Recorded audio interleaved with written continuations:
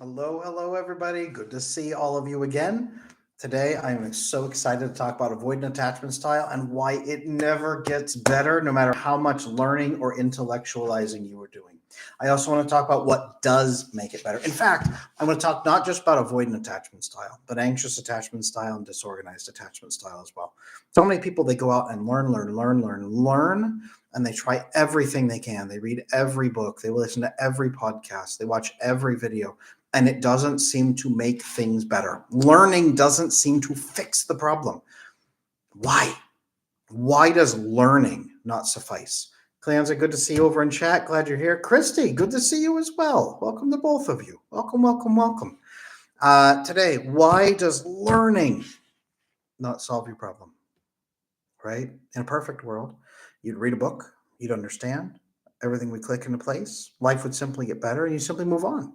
Why does learning not fix it? You guys, tonight I'm going to talk to you about exactly why learning doesn't fix it. And I'm going to talk to you exactly about what actually does fix these attachment issues. Okay? I'm going to show you tonight, piece by piece. By the end of this session, you are going to understand what you need to do to move forward. Whether it's avoidant attachment, anxious attachment, disorganized style, the blend of the two, what we would call fearful avoidant. I'm here to talk to you about that tonight too. Welcome, welcome, welcome. I love how chat is popping with those hearts. Thank you so much. I appreciate you. Leslie Girl, I finally got notified for live. You're here. If you're learning and implementing, technically shouldn't it help? Well, we'll talk about that here in a moment. We're going to definitely talk about that here in a moment. Okay. I'm going to talk to you guys tonight about that. So, this is going to be based on my 15 years of training and experience in the field of psychology. It's also based on my own experience fixing my attachment roughly 18 years ago, roughly. It's going to be based on my thousands and thousands of clients I've helped over that last 10 years minimum, thousands and thousands of clients. The community that I run that I've been helping people go through, my coaching clients, the research I read, all of the stuff I go out there and I'm diving into, the people I'm meeting. I'm now international. I just got back from another country on Sunday night, having meetings and stuff over there. So tonight, how you fix it. Okay. First, I'm going to show you guys why all your learning has not solved the problem. Okay. And everybody out there, all my supporters, all the subscribers, members out here, all the members on the channel, your names are in green. You got the stars. Thank you so much for supporting this channel. Make sure you stick around till the end. The supporter member button is right there for join. And we're gonna have members only chat at the end. You guys know we do that micro coaching. You ask me your relationship questions. I show you how to fix them. We'll talk about it. Hawk, very, very good to see you as well. Glad you're here. All right. Why does learning never solve the problem, you guys? So many people come to me and they say, Adam, I've been learning for 20 years. I've read every book. I've listened to thousands of podcasts. I have talked to people. I have talked to my therapist. I've had 20 years of therapy. I have listened to every possible audiobook, and I've gone on intellectual seminars and everything that you could possibly do to learn. And I have learned everything a human can learn, and nothing has ever improved. In fact, it's got worse because now I'm more frustrated and I've spent all that money on learning. I've also had people come to me and say, I think I need to get better, but need to spend more time learning first, right? I hear a lot of, well, I haven't learned enough. So is there somewhere I can just learn? Now, guys, I'm not against learning, okay? I have 4 college degrees. I love learning. I love education. I spent years, obviously, learning in the field of psychology. I spent years getting my license as a marriage and family therapist initially. I've spent years studying attachment theories. I read research papers. I read peer-reviewed journal articles. I love them. I adore reading them. It would bore you to tears, most likely, some of them, but the findings in them are fascinating. But I love learning. So this is not a negative on learning, okay? I don't want anyone to take it that way. But we don't get better when we try to intellectualize problems that started with experiences, okay? If a dog bites you 5 times when you're a kid, and you grow up and you study dog breeds and learn that some dogs are friendly, and you have a textbook that tells you dogs are friendly, that doesn't make you stop being afraid of dogs. Okay? If you listen to 1,000 podcasts about friendly dogs And if you listen to testimonials of people who have met a friendly dog, and if you read more books about friendly dogs and watch TikToks about friendly dogs, cool. You can study dog body language. You can watch dogs through binoculars.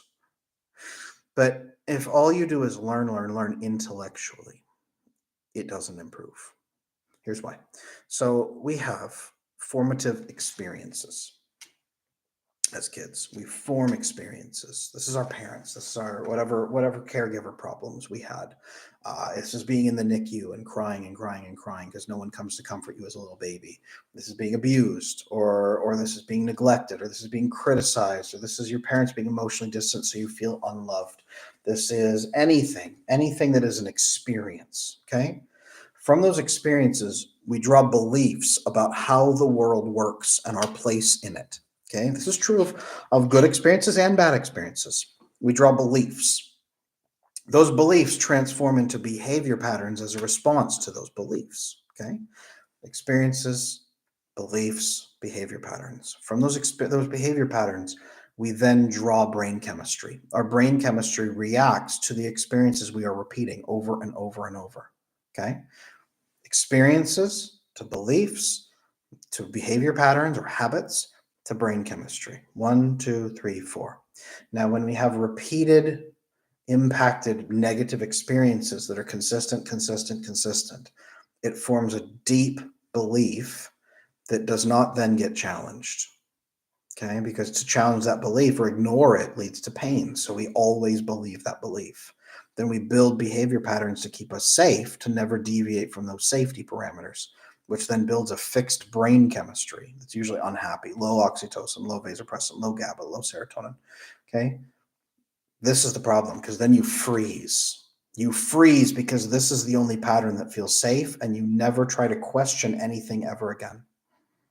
This is stuck. Okay. Now, if you go out and learn, you kind of challenge some beliefs. But remember, your beliefs don't come from beliefs. Your beliefs come from experiences. So you can't rewrite your beliefs without experiences. You can't rewrite your behavior patterns without fixing the beliefs. You can't rewrite your brain pattern chemistry without fixing the behavior patterns, right? We try to interrupt at various places on this scale, okay? Psychology comes in and tries to interrupt behavior patterns sometimes. Sometimes psychology comes in and tries to interrupt belief patterns. Psychiatry comes in and tries to interrupt brain chemistry. But the goal of all three of these, you can't just fix one and then poof, everything's magic. The goal of interrupting at any of these stages must be to get that person back in to have different experiences that counter the negative beliefs they're holding. Okay? You're seeing the pattern here, I hope. As you have these beliefs, they get countered by new experiences. Now, one experience, your brain can say that's a fluke. 2 or 3 different experiences begin challenging that belief. There's variables here. Okay, what are the variables? Now you form new beliefs about variables instead of one monolithic belief about the world. Now there's variables to track. Now, when you track those variables, you have different behavior patterns based on those variables.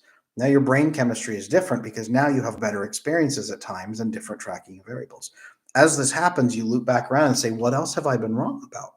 And you can seek out other new experiences that then further challenge those beliefs, further change and refine the behavior patterns, further improve the brain chemistry.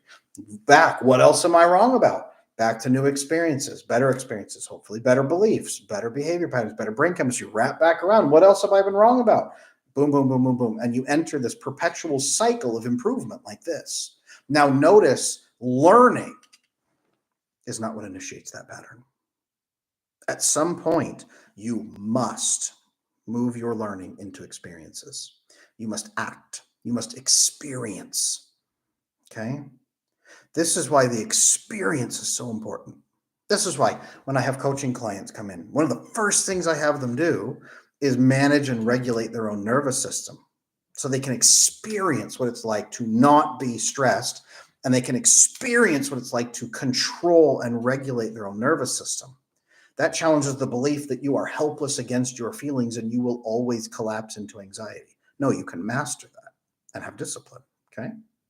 That helps fix your behavior patterns and your brain chemistry. Okay. One of the second things I have people do is go out and find the people, one or two people in their life, and open up to them and have what's called the I am an anxious person speech. Why do I do this?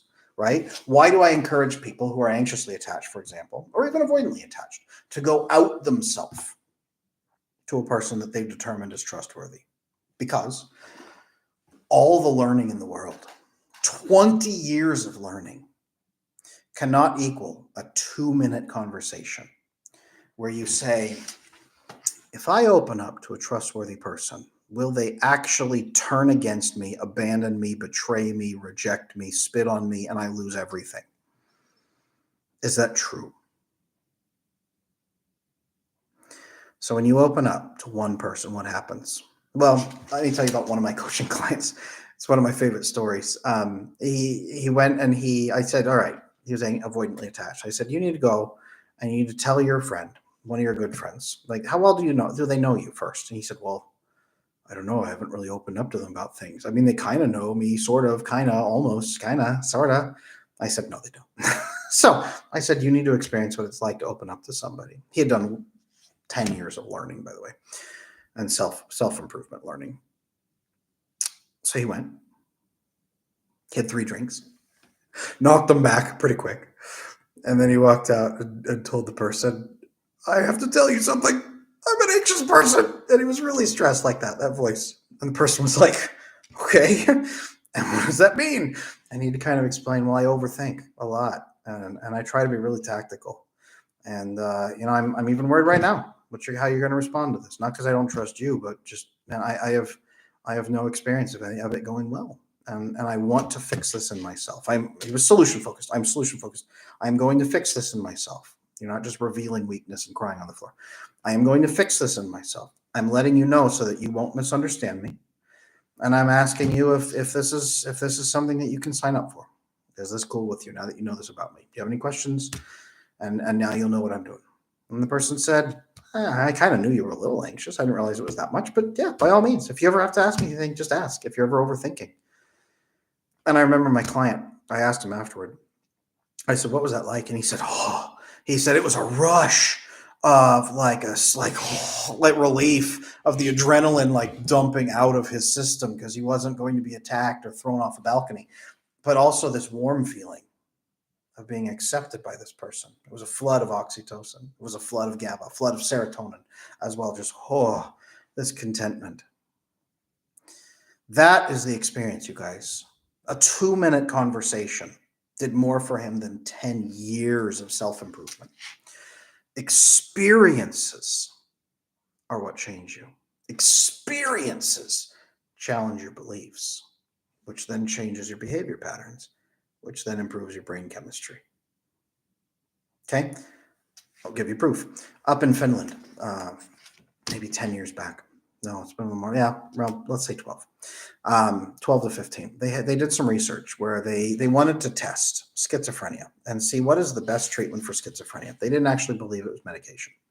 So they took patients with schizophrenia and their families, and they put them into intensive inpatient family therapy with 0 medication. All they did was do intensive family therapy. Now, this is attachment work by another name, but it's fixing their core attachments with the family that wounded that attachment in the first place, you guys. Okay? What did they find? Well, they found, number one, that after intensive family therapy, where it worked and the families really invested in it, that the hospitalization rates of those individuals with schizophrenia dropped to 0. They found that their psychotic episodes diminished to almost 0, and their severity levels were massively down and lower. And if they did have issues, the whole family came together, helped them resolve it, and they got over those episodes faster. 0 medication. So am I saying that attachment work cures schizophrenia? No, but the research is fascinating on attachment work is actually more effective for schizophrenia than medication is. So what do I mean by this? Well, those individuals didn't just learn about attachment theory. They didn't just learn about schizophrenia. They didn't just learn in a textbook, oh, moms love kids. My mom loves me. They experienced their family's love. They experienced good conversations. The experience of a different relationship system with their family improved them. It wasn't therapy that fixed them. Therapy was a vehicle for then attaining healthy experiences with their family. Think of it that way. Okay? Therapy is not the experience itself. Therapy is the vehicle. The experience was the healthy, loving family system. Okay? Makes sense? Experiences are everything. So if you have found yourself stuck, anybody out there, if you're brave enough, could you guys drop in chat stuck or not stuck? Let me know. If you guys are feeling stuck, put it in chat. I bet a lot of you are going to say that you're feeling stuck right now, to be honest with you. If you're brave about it, see what stuck. See, a lot of people are stuck. A lot of people are. And it's not something to be ashamed of. Stuck, but working on it. There you go. There you go. Team stuck. Got it. Stuck on an avoidant X. Yes. Beyond stuck. Got it. Okay. Stuck means one of two things. Either you haven't moved forward from the learning phase into the experience phase, or you don't know how to build the experiences. You either need to make the decision to go have an experience, or you need to figure out what the experience is and then go have it. Okay. People who are stuck on an X, for example, what they often find, what I have counseled people through and advise people to do, and it works every time, is to build your bonding with somebody else. And I don't mean go find another romantic partner, right? You don't find your answer under the nearest person. You go build oxytocin bonding with friends and family. You experience love. You replenish your brain chemistry in the right ways. You've challenged the belief that nobody loves you, that you're alone, right? You do that and you do start to feel better, and that gets you over your ex typically. It moves you beyond that. I have videos here on this channel for how to get over somebody. I just released a video, I think it was last month, how to get over somebody that you're in love with. I have it here on this channel. How to move on from somebody that you have loved, I think is the title of it actually here on this channel. Okay. Stuck, not stuck. Yeah, a lot of stuck. I hear you guys. It's very, very common. Okay. Experiences are what are going to get you unstuck. So what experience do you need to have? Avoidantly attached people. Okay. When they come into my coaching practice, they often are stuck. They're brilliant and they know everything. Not quite, but they don't take the extra step. You know, the clients I have that don't make progress. The clients I have that don't make progress are the ones that come back week after week and say, well, Adam, I thought about having that conversation with so-and-so. I thought about talking to my boyfriend. I thought about talking to my brother. I thought about talking to my dad. I thought about it, but I didn't do it. When people come in and they sign up for my coaching, they always say, Adam, how do I know that this is going to work? And I say, look, if you just follow what I tell you, it will work. These are experiences. I'm going to drive you into the experiences you need to have. It is my job to design these experiences for you, but it is your job to have them, to go do them. If there's an obstacle there, I will not be angry at you. I'm going to help you fix it. But the experiences are what's going to fix you. I am going to direct you into those. I will be your vehicle to get you there, but you must have the experiences or you will not improve. But if you have the experiences, you will improve. And it has held true. So I have a 99.8% success rate. I just tracked it out with that's why it's a specific number. I just tracked it out with my team today. 99.8% success rate. If you just follow the program, you guys. Experiences. So what experiences? Chat, I would love to hear from you guys. You know what I'd really love to hear? What experience have you been avoiding? Maybe you're anxiously attached, you're not avoidant. What experience have you been avoiding that you think might work, but you've been petrified to do it? Maybe it's opening up to somebody. Maybe it's, I need to confront my husband about my needs, my emotional needs, but I'm terrified to do it. Maybe it's, I need to figure out if this friend that I'm talking to wants to be my friend. I just think that they're my friend. Maybe it's, I need to go out and start dating again, but I'm afraid to. What experience are you guys avoiding? I'd love to hear from you guys over in chat. What experience is it that you haven't taken that step into? Coming to talk to my relationship as she's pushing me away. There you go. Avoiding expressing feelings or interest in my new crush. There you go. You know, many people miss you miss 100% of the shots you don't take. To be honest with you, there's smart ways to open up about feelings, but you will always miss the shots you don't take. Reaching out again to try to reconnect. I gotcha.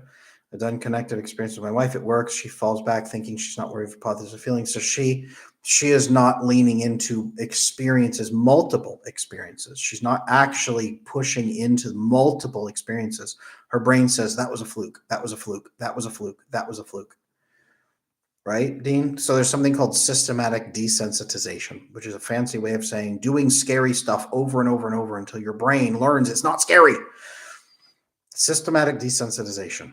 Okay, really important piece there, Dean. Systematic desensitization comes from experience. So most of you guys, maybe you guys know, I was a licensed marriage and family therapist for many, many years. I have 4 college degrees. I was a licensed therapist, but my specialties were 2. One was attachment theory, but the other was extreme severe trauma. So I worked extensively with panic disorders, agoraphobia, fears, building experiences. The only way to overcome trauma, really, is to prove to your brain that the things you think are terrifying are not always terrifying. To track the variables, in other words, right? Even EMDR helps you sort out the variables and then you experience them and prove to your brain that you're not, right? Exposure therapy. There you go, Christy. Exposure therapy. Perfect. That's what it is. Exposure therapy. Sometimes they call it flooding, right? There's so many things, but experiences are what fix you. It's not sitting in an office talking. That can be a vehicle to get you to the experiences you have, which then help, because talking in a room can challenge a belief, but then you have to go have an experience that confirms or denies that belief. Make sense? Experiences, beliefs, behavior patterns, brain chemistry. This is why, you guys, I push so hard for experiential components with attachment theory, right? This is why I have my community, the attachment circle. This is why I have that, so that you can start experiencing attachment with other human beings. You can be on phone calls and open up and they accept you and people care about you. You can share in the community and talk and connect. We just moved from the Discord server where we were into the Kajabi community so that we can start having weekly challenges that get checked off. We have a live room like where you can jump in without me and you can experience connection with other people who are working on their attachment. This is why at the end of this year, I'm going to be launching a retreat that's called the Attachment Immersion Retreat. There we go. The Attachment Immersion Retreat. It's going to be up in Vail, Colorado at the end of this year so that people can come for several days, stay together in a resort and work on attachment with me right there in the room. And some paid actors I'm going to pull in to do role play and experience it, to listen with other people experiencing it, to make connections, to get phone numbers if they wish from each other, but to join an in-person community fixing their attachment together. The experience is going to push people to have years of breakthroughs in the space of that weekend. Okay, that is the point. That's the point of me putting on a retreat like that, you guys. Okay? Coming my way, Christy. Yeah, in Colorado. Vail, Colorado. It'll be beautiful. I'd love for you to come. This retreat, you guys, this is an experience. You have to have experiences or you will never change. Okay? I have clients. I've had multiple clients come to me in their 70s.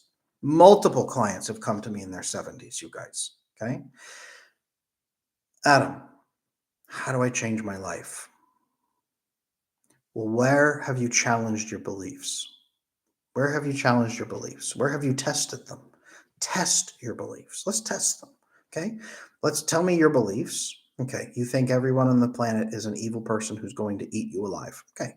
Well, let's see if that's always true. Let's go through the 4 levels of trust. Let's challenge that belief. Okay. Here's what I think you can do. Let's map those onto the people in your life. Okay. This person looks like a level 3 trust, a level 2 trust at minimum.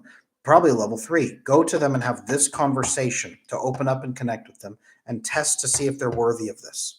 They go, they have that conversation, and it's an explosion of change in their life at 70 plus years. Okay. My oldest client was 79. Okay. Terminal cancer, by the way. Still made changes. Still made changes. Very good changes. So, guys, I know this works. But it doesn't work if you just try to intellectualize and just learn. If you just watch my YouTube videos, I love, don't get me wrong, I love it when you guys watch my YouTube videos. I love the learning. Don't stop learning, please, but start implementing. Start implementing, start using, start experiencing, start having conversations, start going out and talking to people. Okay? Someone says, I want to learn your techniques, so I have to put my real name in your application. Excel Self, so many people come in and they put like a pseudonym or something like that. Email me. Email me instead. Okay? My email is support@adamlanesmith.com. Okay? I'm going to put it in chat. support@adamlanesmith.com. Send me an email. Send me an email. I don't care. Whatever, fuzzyhamster.com or whatever. I don't care. Put that in. Contact me. I don't. This is going to sound weird. I don't care what your real name is. Okay? I don't care. I want to help. I will call you whatever you want me to call you, but just let me help. Okay? Let me talk. Let me help you. Let me talk with you. That's it. I don't care what name you come in under. Okay? I do not care. Along with that, guys, experiences. Okay? Experiences. This is the missing piece. If you feel stuck, what experiences are you missing that will give you different beliefs, that will help you build better patterns and better brain chemistry, that will then loop around to better experiences again? If you don't know, contact me. Okay, send me an email. Adam, what is my next step? Right? I might say, hey, why don't we hop on a coaching call? Or hey, join this community, or hey, just do this thing, or hey, read this book, and then do the steps in the book. This is here, I have it right here. Slaying Your Fear. Okay, my book, Slaying Your Fear. It's 100 pages because I don't want you reading 500 pages and then it's sitting there saying, well, what do I do next? Okay, you know what this is? It is 25 pages of what the heck are attachment issues. It is 25 pages of where the heck do attachment problems come from. And then it is 50 pages, 50% of the book of fix it. Fix it. Let me look here. Chapter 5, fixing it. Okay, you roll straight into fixing it. Fix it this way. Fix it this way. Fix it this way. Fix it this. Fixing it. Experiences. Everything in there makes you have an experience. Okay. Slaying Your Fear. I don't know if this is backwards or not. Slaying Your Fear. It's on Amazon. Pick up a copy. Start reading there. Okay. If you want to fix your attachment through other ways, right? My attachment bootcamp video course, guys. For those of you who are in chat who've taken the attachment bootcamp course, let me know. Put bootcamp in the course. Put bootcamp in the chat and let me know if you've taken it. But what do I do in that course, you guys? I say, here's attachment. Here's where it comes from, a little more in depth. Here's what you might be feeling right now. Okay. Here's how to tell if you have attachment issues. Here's how to fix it. Here's how to fix it. Here's how to fix it. 10 steps, right? Have this conversation. Have this conversation. Have this conversation. Talk here. Do this. Do this. Do this. Do this. That's the difference, right? That's why I'm a coach. I'm very directive. I tell you what to do because that's what people need.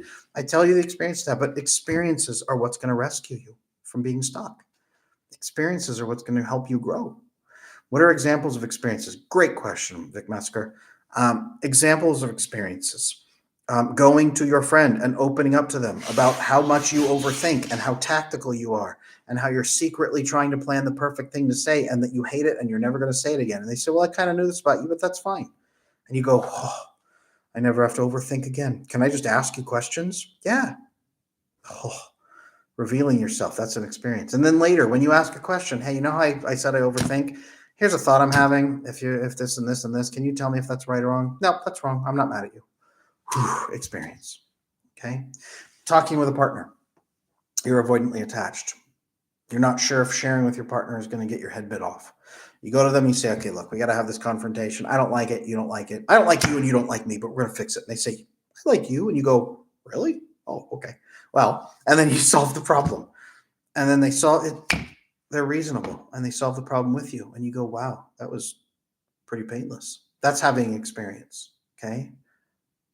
Having an experience means confronting the beliefs through action, through conversation. That's what that means. I saw earlier Excel Self. Yeah, I answered that. How do I want to learn your techniques, so I have to put my real application. Yeah, you don't. See that? That's an experience. Asking me a question. Adam, I want to connect with you, but I'm afraid to put this in, right? Even talking and having that little blip right there and me saying, no, absolutely, please just let me help. That's an experience. Okay. Because he could have walked away and said, hey, I'm terrified that Adam's going to say no or scream at me or say too bad. So my belief is that there's no hope and no one's going to care. So I'm just not even going to ask. That's having a little bit of an experience. Reaching out to me, a little bit of an experience. Doing a coaching session, a little bit of experience. Trusting me in that capacity, a little bit of experience. Going and not just reading a book, right? But then going and talking to someone about that book and sharing with them. I have another book, Exhausted Wives, Bewildered Husbands. A lot of wives read this book and then they email me and say, Adam, I'm miserable, just like you described in this marriage. What should I do? And I say, have you talked to your husband about what you've learned in that book yet? No. Okay. Can you go have that conversation with your husband? Okay. Can you go talk to him? Yes, she does. He's floored. He's like, shoot, well, what does this mean? Right? Well, now they have a roadmap inside this book, how to fix it, right? 25 pages of what is attachment, 25 pages of how do you know you have problems, 50 pages of fix it. Okay? That's what I do. It's what I will always do till the day I die. But there, fix it. Okay? That's an experience. I am unhappy. Can we fix it? Yes. That's an experience. Okay. Excel Self, thank you, by the way, for supporting the channel. That is very kind of you. Thank you so much. I'm going to have members only chat here in just a couple minutes where I'll answer tons of questions. So if you guys want to join the channel, you support my work, I really appreciate you. You make this possible. Thank you so much. Experiences. Okay. I'm gonna have my retreat in Colorado later this year. Okay. A lot of the people who are going to be attending this retreat are going to be people who have lived a lifetime of intellectualizing. Okay, maybe they run a business, maybe they're an executive, maybe they're the partner of an executive, right? But they haven't had experiences that challenge their beliefs. Most of them have never felt what it's like to have a conversation that is open and honest and unguarded, right? They have not sat in a room with other people who are all dedicated to that honesty, where they can say what they need to say. They're going to be able to say the things they've never been able to share and be really accepted by the other people who are there, who are present. They're going to sit with me and role play conversations together and say, oh, that's how that's supposed to go. Oh, that's what I'm supposed to say there. Oh, that's what that's supposed to feel like. We're going to have banquet dinners together and share and laugh. And they're going to say, wow, is this what a family dinner is supposed to feel like? My goal, guys, my goals at this isn't just like, you show up, I talk at you from a stage, it'll be cool, it'll be totally awesome, guys, and then I'll feed you and I won't talk to you. No, the goal is like banquet family dinners, laughing, talking, sharing. The goal is conversations happening in these rooms. The goal is me talking and connecting and teaching skills right there with people. The goal is making connections with the other people on this retreat and coming away changed forever from the experiences you had, so that you achieve years of growth through those experiences. All the banked up learning you've done for 10 years, 20 years, exploding into actualization and implementation. Okay, that is the goal. That is the goal of this retreat. I would not put on like, hey, come sit in Colorado and sip on wine and listen to me talk from a stage. I would cut off my arm before I do something foolish like that. This is experience.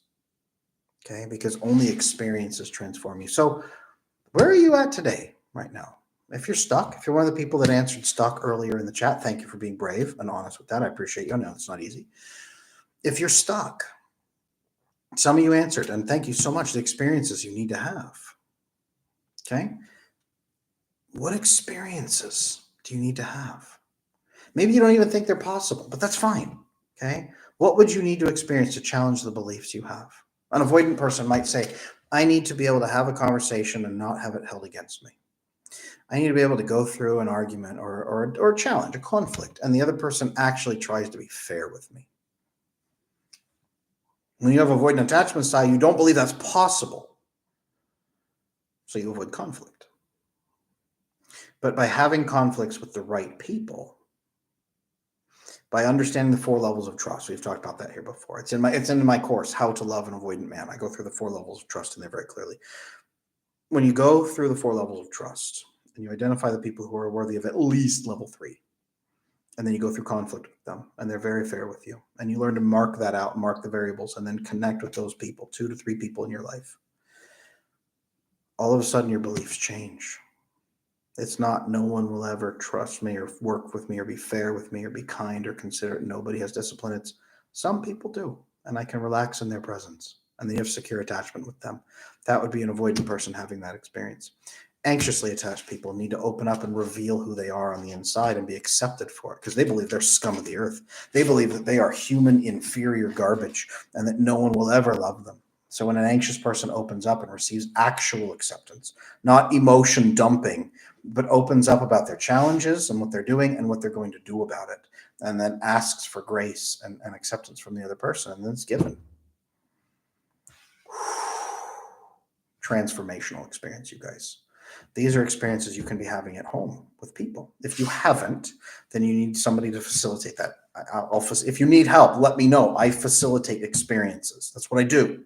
That's what this retreat's about. Okay, at the end of this year, the attachment immersion retreat. That's what this is all going to be about. Is years of experiences packed into this weekend. Okay, the three-day event. If you need this help, let me know. I will help you facilitate your experiences, but don't feel hopeless. Okay, don't feel hopeless. The experiences are what's going to move you. I promise. I've seen it thousands of times, tens of thousands by this point. Okay, I'll keep watching it for the rest of my life, and I'll keep facilitating them for the rest of my life. So get out there, figure out your experiences, have them. If you need help, contact me. I put my email in chat, support@adamlanesmith.com. Everybody watching this afterward, I know thousands of you watch these replays. I'm grateful to you. Thank you so much. You can send me emails too. Support@adamlanesmith.com. Okay, you can check out that retreat. It's on my website, adamlanesmith.com. Check out the information about my retreat. I have it in my description. I have it all over the place. Okay, there's tons of information about this.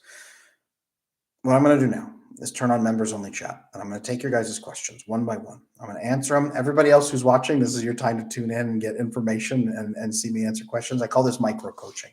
Okay, I am here to help. Customization, members. Let's do this. Here we go. Adriana, you are not late because the replay will be available after this. But right now is members only chat, and you can ask me questions if you have any of them. Everybody who is here with those green names and the star badge, you are a member of this channel. Thank you so much for supporting me. I could not do this without you. Thank you.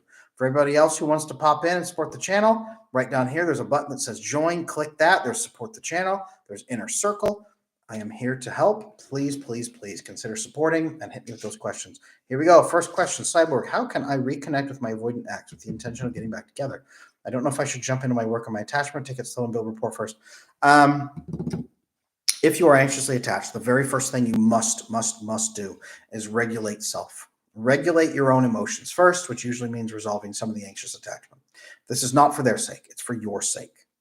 Okay, number one, so that you find relief from that. But number two, by doing that, you actually resolve the biggest fear that they have, which is that you will be unregulated and overwhelm them with demands to soothe you. Coercive soothing. Coercive soothing is what they're trying to avoid.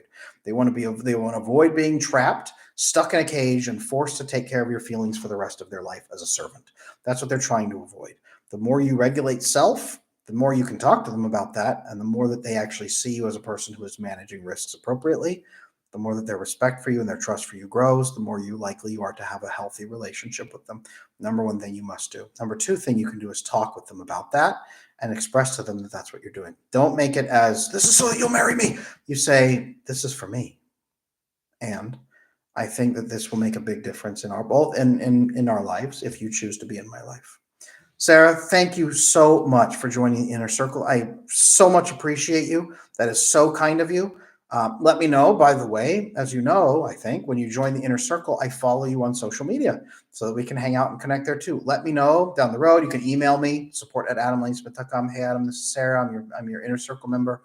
Let me know there where you would like me to follow you, what platform and what your name is. I'll connect with you and we can follow each other that way. Thank you so much. Leslie, I guess we have been having experiences. Good. In one of your videos, you say avoidance can get caught on one word. How do I avoid this or fix it? I've noticed this happen. Being curious. They get caught on one word. Stop the conversation and say, I noticed that word really sparked something. Don't say it's triggered you or set you off. I noticed that word really sparked something. Talk to me about what that word meant for you and why it's a danger or why it's a risk. Risk is a better word than danger. Talk to me about why that word's a risk, and then and then I can share with you what I meant. Okay, let me clarify what I meant with that word, but please first clarify to me what you felt that word meant. What did that word mean to you? Do that, Leslie, you should be able to work through some of those issues. It's the two different languages. There's the risk assessment language and the emotional language. Those are two different languages.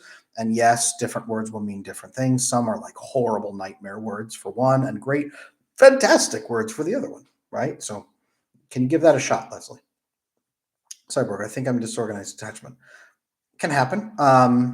Still, resolve the anxious attachment components. That usually then also resolves the avoidant components because it's usually the anxious piece that drives most of the fear, to be honest with you. So I would work on the anxious piece, to be honest with Cyborg. Have you read my book, Slaying Your Fear? All right, boom, there it is. Have you read Slaying Your Fear or have you taken my attachment bootcamp course? Both of those are great programs to help you get that anxious attachment piece under control. Thank you. You're very welcome. Francis, how can I get my avoidant to be open to any of this information? He's shut me down and out for over a year. So are you still together in a relationship or have they gone no contact with you for a year? Clarify there for me, Francis, because that's going to be two different answers. Leslie, also, he watches you now and has heard you say my name. So we've had discussions about your videos. The conversations got shorter and shorter. Okay. Well, it's cool. Makes sense. Good that you guys are having conversations. Also, hello, avoidant person. No judgment here on that. But I'd say the more conversations, quite frankly, the better. But Leslie, being curious, saying, look, I will not overreact. If I do, please call me on it. I want to have these conversations with you. How can we facilitate better conversations so that we find resolution? Avoidant people want resolution. You guys are not running away from resolution. They're running away from lack of resolution because they don't believe resolution is possible. So when you give them those steps and say, I want to build this with you, and you demonstrate that you're emotionally resilient enough to reach resolution with them, that's where they calm down and usually work with you, typically. Both books are great. Thank you, Leslie. I appreciate that. That's very kind of you. Vic Massacre, thank you so much for supporting the channel. I appreciate you so much. Thank you. I could not do this without you. Please hit me with whatever questions you have over there in chat. For everybody who's following along after this, I did turn on live chat replay. I know people say I mumble sometimes when I answer questions. I've turned on chat replay on purpose for that. So it's always on. I activate that in every live stream, or I try to. Francis, a little bit of contact, Facebook Messenger, very surface level. So they aren't talking to you much except for Facebook Live. What I recommend, typically, if you're trying to reestablish some contact a year later, is reaching out and saying, hey, I would love to have lunch with you as a friend and share with you some things that I've been learning, right? Some things I've been learning that have been really cool. I'd love to catch up with you. Right? Share that with them as a friend, catch up with you, things I'm learning. Reach out, have that conversation. If that sends them running, screaming for the hills, there was probably no real hope anyway. Okay. You can't wait 40 years, most likely. I mean, maybe you can. Maybe you have 40 years to spare. I don't think so. So I would reach out. Hey, you know what? It's been a while. I would love to reconnect with you as a friend and share some cool things I've been learning. If you're open to this, what time is a good time? You know, when can we meet up? I'll get the book. I took the boot camp. I've been doing a great deal of work on my attachment. Much better place now. Love to hear it, Cyborg. I just don't want it to seem like I'm throwing it in her face. Like I'm better, so get back together with me. Yeah. No, I hear you. Really good thing that you could do instead. I'm better. Get back together with me. Yeah, because they think that that's just a game. Hey, I've had some big realizations about myself. I would love to catch up with you and share these with you about what I've learned. You know, do you have time for this? Remember that you have to be authentic in this connection. You can't trick them back to being with you. Not that you want to, but you can't. You have to have that connection. Okay. You have to have that conversation. Sahara, okay, creating experiences, suggestions on how to do that to fix my abandonment fear that was a result of an adoption I experienced. Adoption with infancy. I've worked that many times. I know why I have the issues, but I don't know how to fix it. Quite honestly, Sahara, learning, well, typically finding good, honest people who stay with you during hard times, who stay with you during challenges. There's a bonding hormone called vasopressin. Vasopressin is what you're probably going to want to target more than oxytocin. Vasopressin is the number one key thing that will make you feel safest, and it bypasses cortisol. It also bypasses often attachment issues in general to bond you with them appropriately. When you have a lack of oxytocin, your oxytocin receptors can shift to vasopressin recepting instead. They don't transform and die and go away, but they shift to accept vasopressin instead. So you're probably primed for it. Sahara Love, I have many, many, many guides for vasopressin on this channel. Most of them are titled like how to bond him to you during the bedroom or something like that. But just type vasopressin in on my channel, Adam Lane Smith, vasopressin. Very few people talk about this. It's research from Dr. Sue Carter of the Kinsey Institute in particular. Her research is groundbreaking and fascinating. She's an astonishingly brilliant human being. But I would go check out vasopressin, Sarah. It's probably going to be the key. It has been the key for most people who experience adoption. You need to know that the people will be there with you during the hard times, not the good times, if that makes sense. Fabulous. Yeah, absolutely. There you go. I would also, Sahara, if you like research papers, I don't know if you do, but there's a fantastic research paper from Dr. Sue Carter. What is the name? I can't remember the exact name, but it's something along the lines of oxytocin and vasopressin, bonding pathways, humans fear. I can't remember. It's a long research paper name. But Dr. Sue Carter, oxytocin and vasopressin fear bonding. Google that. Put that into Google. You're going to come up with an incredible long, ridiculously long research paper. I would recommend you read through that. But she's brilliant, absolutely brilliant. Aaron, good to see you there. Thank you for joining the channel. Thank you for your support. I appreciate you. We are in members only chat right now. You're welcome to pop in and ask some questions. But thank you so much for supporting the channel. I appreciate you. I don't want to miss anybody. Sarah, here you are. Question: dating a man who's always very polite and physically distant. He doesn't initiate touches like holding hands or touches. How do I know if he's a distant or just like me? How long have you been dating, Sarah?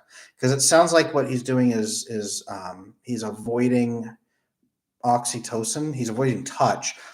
Sometimes men have low oxytocin, so they won't display signs of affection, even though they do like you and are interested. There's also, of course, guys, autistic features. They will not display signs of oxytocin typically either, even when they are feeling it. So number one, give me a little bit of data on there. But number two, I'll be very, very honest with you, Sarah. Best thing you could possibly do is just say, hey, you know what? Observation. I've noticed that it seems like you don't initiate touch very often. Talk to me about that. What's going on? That right there. You don't have to find the perfect question to ask. Hey, I have noticed X. Talk to me about that. I encourage this because number one, you're giving them an experience that you've observed and are not judging. You're simply curious. You're expressing curiosity in them, which tells them that they're worthy of your time and that you like them enough to be curious. And then they can share with you, and then you can give them acceptance and say, that's kind of interesting. Tell me more. And they'll release oxytocin, usually, and serotonin as they have this conversation with you. So it's a bonding experience. I've noticed X. Tell me about that. Guys, if all of you can start doing that, so much easier. It's way easier for an avoidant person, by the way, to respond to that. Hey, I've noticed X. Tell me about that.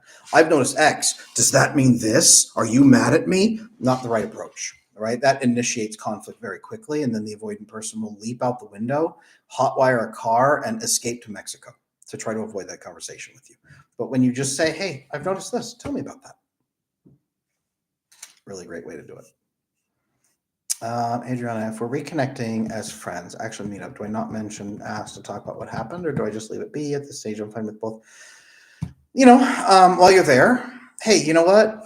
In light of what I've learned about myself, is it okay if I observe, if we kind of process what happened, or could I just get your insight? You can do that and introduce it that way. Hey, you know what? You ask, is it cool if I get a couple insights about how things went? I promise we're not going to rehash arguments.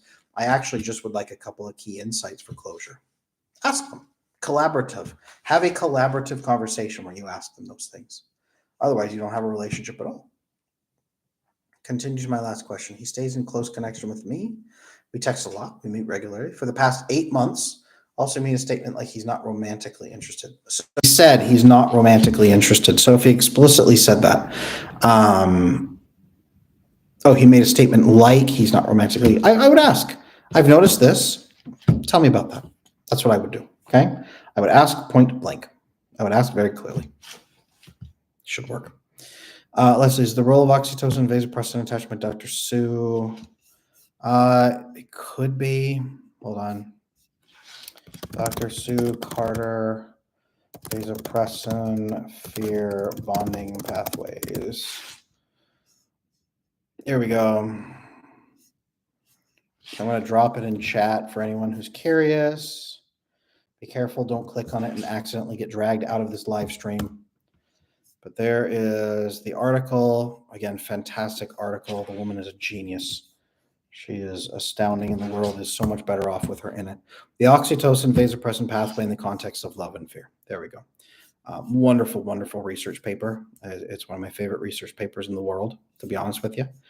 I know that's a nerdy thing to say, but when you're the attachment specialist, it's what you do. You have favorite research papers. But it's groundbreaking. Her work is absolutely phenomenal. Okay. There's not many people researching attachment. There hasn't been since the 1990s, unfortunately, when John Bowlby died. But we're peripherally researching attachment through vasopressin and oxytocin bonding. My fearful avoidant pregnant girlfriend is in shutdown mode. Don't know how to engage in communication. She's not aware of her attachment style. All this triggered in the past 2 months. Proper timing for that, to be honest with you. Safety. Start communicating in terms of safety. I love you and I care about you a great deal. I want you to feel safe. I want our child to feel safe. I want all of us to be safe together and to build something wonderful. So no stress. What can we do to start helping you feel safer in our relationship? There's a great way of communicating right there. Safety, safety, safety, safety. Adriana, I answered your question up top. There you go. Yeah, I would mention it. I would just talk, just ask, build a collaborative conversation. Sarah, my avoidant ex would say the same thing. Didn't want romantic relationship. We did everything couples do for 2 years. Yeah, I would be very, very 100% clear and direct in that, Sahara. Aaron, we missed our appointment this morning. My man and I are on thin ice. Yeah, I got your email. I'm afraid any day now it's going to be over for us. I'm anxious. He's avoidant. Both of us are watching now. I'm scared. I hear you, Aaron. Yeah. Number one, yes, that is me in those emails. I know I saw your comment about that. Yes, I know we missed the appointment. I also got your email. We'll get rescheduled in there. I'm too sensitive. I take things too personal. It seems like he can't do anything right. He thinks I lie about everything. I don't, but it gets nowhere, and I'm just tired of crying every day. I hear you. It sounds like what we need to do, probably there. One thing that we should resolve, right? Building a framework for the relationship. I always ask people, right? I sit down with couples. I say, what is the purpose of this relationship? It cannot be to give each other good feelings until one of us dies or until we break up. Right? But there has to be a deeper purpose to the relationship. What are we facilitating? What life missions are we facilitating? A family, kids, a purpose, a business, something you're building together. What are you doing? How are you enhancing your lives by being together? That's the purpose. Okay. So then when we ask questions, what should we do? Let's go back to the purpose. What serves that deeper purpose? And then we do what's called the 6 pillars of the relationship. So what are your 3 requirements in a relationship? What are his 3 requirements? Let's fit those together, the mandatory pieces that must be there, right? Let's fit them together. Now we've built a purpose, a mission statement, and we've also built the culture of the relationship as we move into it. Now let's unite around that. Now let's build in skills that are missing to keep that relationship moving toward that purpose. I know it doesn't sound romantic, but I promise it's the framework for loving deep romance and resolving that fear. It's experience, right? And then as you both begin leaning into that and having the experience of the other person caring for you and nurturing and helping you, the fear can start to go away, right? He can see your feelings in context. Feelings are usually, they're designed to help you find problems in the relationship. I can help you make those feelings measurable and share them with him in a way that he can receive. So it makes sense. Okay. And then I can help you clarify those feelings and even maybe regulate yourself. If you're feeling you take things too personally, like you said, you're sensitive, we can help you scale that back and resolve some of those fears, or solve the nervous system problems, regulate yourself a little bit more so that he can trust you more in that regard. Build the trust so that you can then trust him as he cares for your feelings as well. There's so many ways to work on this, Aaron. So please, let's continue talking in emails. I'm happy to help you. Yes, it's me. Yes, I'm here. But let's continue. Let's talk. Let's get rescheduled. We'll figure it out. Vic Massacre, do you feel that hormones have an impact on attachment triggers? Yes. So Dr. Sue Carter talks about that extensively in some of her research papers there. Oxytocin. I've seen plenty of cases with avoidantly attached people or even disorganized type people, what we call fearful avoidant in the past, but disorganized is the proper term now. Disorganized people, oxytocin phobia, where they experience oxytocin and it makes them absolutely terrified because now they feel totally alone and isolated. In her research paper there, Dr. Carter talks about how she has studied that in mammals and how mammals who experience no oxytocin, Sahara, I believe it was Sahara, talking about growing up, attachment issues, adoption, and infancy, and then having no oxytocin, and then getting a little oxytocin with one other organism creates a fear spike where you're now terrified of losing that person, but also terrified of being vulnerable to that person at the same time. This levels out once you build oxytocin bonding with 2 to 3 people so that it kind of spreads that connection out a little bit more, if that makes sense. So yeah, Vic, absolutely. Hormones have a massive impact on attachment triggers, to be honest with you. It's a huge part of my work. Aaron, I'm like that. And thank you so much. I'm grateful for you. Grateful for you. I'm here to help. So let's keep going in emails. We'll get this figured out. Adriana, do you have suggestions on how to kick your brain back into action when it goes brainless? It makes me feel insanely safe. I don't feel unsafe usually, but my brain definitely goes on vacation. I wrote down ways to do it when I'm on my own. I have to go through my feelings, etc. But when physically with him, I enjoy it. I can act up saying stupid stuff. Frankly, building the kind of relationship where you don't feel like you have to filter yourself, talking with him, saying, hey, you know what, when I'm with you, I know I say some things sometimes. If it's ever kind of confusing, it's because my walls are so down. And sometimes I say things that maybe I feel a little silly about later. If that happens, here's how we can resolve it.